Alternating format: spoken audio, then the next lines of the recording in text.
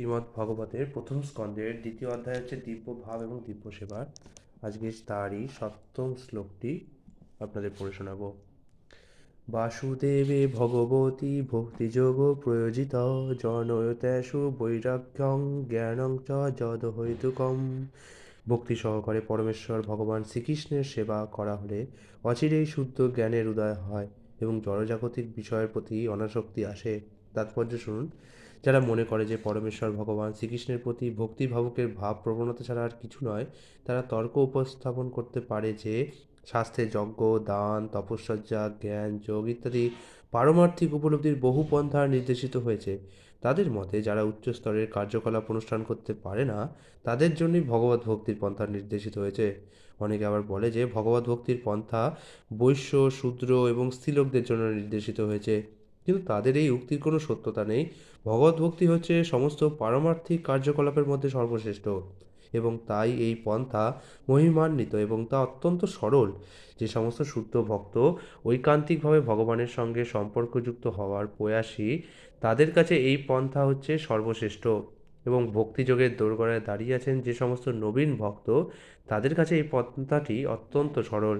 পরমেশ্বর ভগবান শ্রীকৃষ্ণের সঙ্গে সম্পর্কযুক্ত হওয়ার এই পন্থাটি একটি মহৎ বিজ্ঞান এবং তা পরমেশ্বর ভগবান শ্রীকৃষ্ণের সঙ্গে সম্পর্কযুক্ত হওয়ার এই পন্থাটি একটি মহৎ বিজ্ঞান এবং তা প্রতিটি জীবের জন্যই উন্মুক্ত। এমনকি স্ত্রী, বৈশ্য, শূদ্রের থেকেও নিম্ন স্তরে রয়েছে যে সমস্ত অন্তজ, তাদের সকলের জন্যই ভগবত ভক্তির দ্বার উন্মুক্ত। সুতরাং উচ্চ স্তরের ব্রাহ্মণ এবং আত্মজ্ঞানী রাজাদের আর কি কথা। অন্য যে সমস্ত পন্থা বেদে নির্দেশিত হয়েছে, যথা যজ্ঞ, দান, তপশ্চর্যা ইত্যাদি, তা সবই ভগবত ভক্তির আনুষঙ্গিক ক্রিয়া। জ্ঞান এবং বৈরাগ্য হচ্ছে পারমার্থিক উন্নতির পথে দুটি অত্যন্ত গুরুত্বপূর্ণ অঙ্গ। পারমার্থিক পথ জড় এবং চিন্ময় উভয় বিষয়ে পূর্ণ জ্ঞান দান করে এবং এইভাবে পূর্ণ জ্ঞান লাভ করে মানুষ জড়বন্ধন থেকে মুক্ত হয়ে পারমার্থিক কার্যকলাপে আগ্রহান্বিত হয়। জড় বিষয়ের প্রতি অনাসক্ত নিষ্ক্রিয়তা নয়, যা অল্প বুদ্ধিসম্পন্ন মানুষেরা মনে করে থাকে। নৈষ্কর্ম কথাটির অর্থ হচ্ছে অপ্রয়োজনীয় বিষয়গুলি ত্যাগ করা। ত্যাগ বলতে প্রয়োজনীয় বিষয়গুলি ত্যাগের কথা বলা হচ্ছে না। তেমনি জড় বিষয় ত্যাগ বলতে জীবের যথার্থ কর্মত্যাগের কথা বলা হচ্ছে না। ভক্তি মার্গের উদ্দেশ্যে হচ্ছে বাস্তব বস্তু সম্পর্কে অবগত হওয়া। যখন বাস্তব বস্তুকে জানা যায়, তখন অবাস্তব বিষয়গুলি আপনা থেকেই দূর হয়ে যায়। তাই বাস্তব বস্তুর প্রতি বাস্তবভাবে সেবাযুক্ত হওয়ার ফলে ভগবত ভক্তির বিকাশ হয় এবং তখন জীব আপনা থেকেই নিকৃষ্ট বিষয়ের প্রতি নিরাসক্ত হয়। তখন স্বাভাবিকভাবেই সে উৎকৃষ্ট বস্তুর প্রতি আকর্ষিত হয়।